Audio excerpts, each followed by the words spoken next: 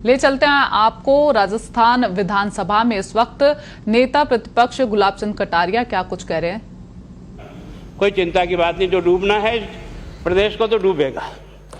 मतलब 10 वर्ष में चाहे मेरा सरकार रही हो चाहे आपकी रही हो, किसी मैं स्वयं शिक्षा मंत्री हूँ, अपराधी होऊंगा, कोई चिंता की बात नहीं। लेकिन आप कम से कम इन 10 सालों से इन जितनी कोचिंग संस्थाएं चल रही है, इनकी जितनी परीक्षाएं हुई है, उनके परीक्षा के रिजल्ट के साथ आप एक टीम लगा करके इनका पोस्टमार्टम करो, तब आपको समझ में आ जाएगा कि ये बीमारी कहाँ से चली है।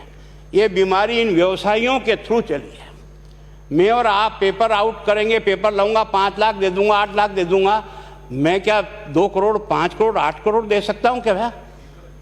ये सारे के सारे जो पैसे देने वाले बड़े बड़े दिग्गज लोग हैं, जो कोई 10 करोड़ में पेपर ले जाता है, कोई 3 करोड़ में ले जाता है, कोई 2 करोड़ में ले जाता है, फिर अपने कोचिंग संस्थान में रिजल्ट लाता है, उसके बाद बड़े बड़े पोस्टर बाहर लगाता है, मेरा 100% सिलेक्शन।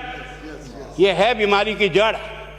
अगर मार करना चाहते हो तो यहाँ करो, तब तो जा कर के इसको कोई रोक सकोगे। बाकी से केवल मन को संतुष्ट करने का काम करो तो ये राजस्थान के उस गरीब बच्चे के साथ न्याय नहीं होगा, जो बड़ी मुश्किल से पढ़ता है, अपने घर में बूढ़े माँ बाप को भूखे मार के पढ़ता है और उसके बाद परीक्षा के लिए जाता है, रोता हुआ घर लौटता है। क्या दुख नहीं होता है? हम लोगों के मन में कोई रहम नहीं है कि आखिर उस बच्चे का क्या होगा जो अपनी बड़ी पीड़ा के साथ पढ़ रहा है। इन सारे पैसे वाले लोगों के पास में आपने सारी सरकारी नौकरियों को भेज दिया। मैं बहुत कड़वा सच बोल रहा हूं। आज जो पिछले 8 साल में नौकरी में लगे ना, उन सब का भी पोस्टमार्टम कराओ, आपको लगेगा आधा फर्जी मामला निकलेगा। कोई है नहीं, कोई सोचने वाला है इस पर कि आखिर उसके दर्द को कौन जानेगा, है ना। जिस प्रकार से हमने परीक्षा के माध्यम से इन पैसे वाले लोगों को उतार करके सारे के सारे उन गरीबों की आशाओं के ऊपर पानी फेर दिया। रात और दिन पड़ता है, भूखा प्यासा पड़ता है, घर बेच करके पढ़ता है, खेत बेच करके पढ़ता है, लेकिन जब उसका सिलेक्शन नहीं होता तो जहर खा के मरता है। कोई इस पीड़ा को समझने के लिए तैयार नहीं है। और हम इस कानून को ला करके दुनिया को बताना चाह रहे हैं कि हमने इतना बड़ा कानून कर दिया, इस कानून से कुछ भी नहीं होगा। मैं आज आपको कह रहा हूं, ये जो आपने नए प्रावधान जोड़े हैं, मैं सोचता हूं कि मुझे कुछ बोलने की इच्छा नहीं, मुझे बहुत दुख है इस बात का। क्या होगा ये?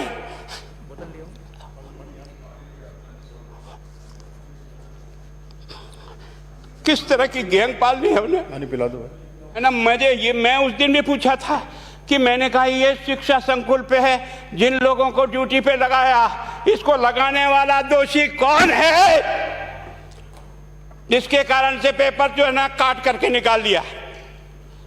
ये तो ठीक है, भाग्य हमारा अच्छा था कि सवाई माधोपुर की घटना फूट गई और एसओजी को उसमें हाथ में लग करके कुछ केस लग गया। अगर वो केस नहीं लगता तो आज आपकी सारी नौकरी पर इन सब बड़े बड़े दलालों के स्कूल में पढ़ने वाले बच्चे होते और मेरा गरीब का बच्चा अपना घर लौट के जाता। क्या दुर्भाग्य है। और इस कारण से केवल इसके लिए खुश मत हो जाओ कि हमने कानून बहुत सख्त बना दिया इसलिए अपराधी रुक जाएगा। नहीं, सिस्टम को बदलना होगा, ये परीक्षा का सिस्टम चेंज करना होगा। मैं सोचता हूं कि क्या हम इतने अक्लमंद बैठे हैं, क्या इस व्यवस्था को चेंज नहीं कर सकते? क्या एक ही पेपर हर राजस्थान में 20 लाख बच्चों को दिया जाए? क्या इसका कोई ऑल्टरनेट नहीं हो सकता? इसका ऑल्टरनेट सोचना चाहिए कि हम परीक्षा को टुकड़े टुकड़ों में कैसे कर सकते हैं। जिले के अनुसार पेपर नहीं, एक नहीं हम 25 पेपर बना सकते हैं।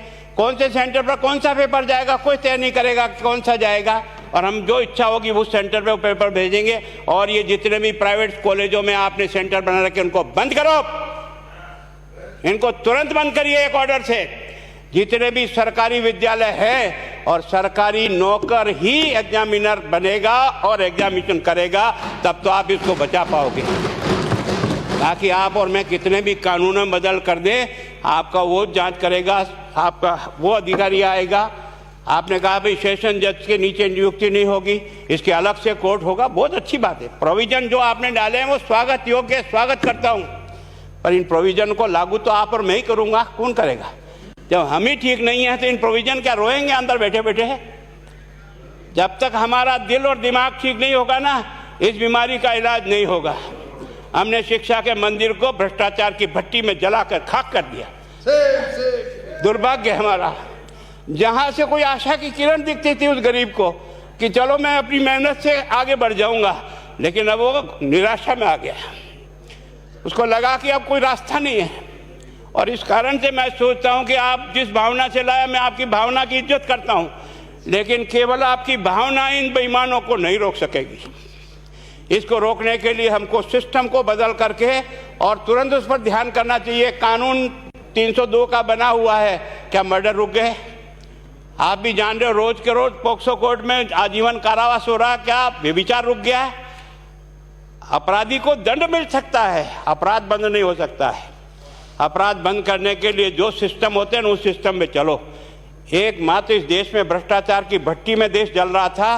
केवल और केवल एक तरह से प्रत्येक व्यक्ति का खाता खुलवाकर देश के प्रधानमंत्री में सारा का सारा बेनिफिट उसका सीधा खाते में डाला। बेईमानों को चोट लगी नहीं लगी, उस तरफ अपना दिमाग बचाओ, उस तरफ अपना दिमाग लगाओ।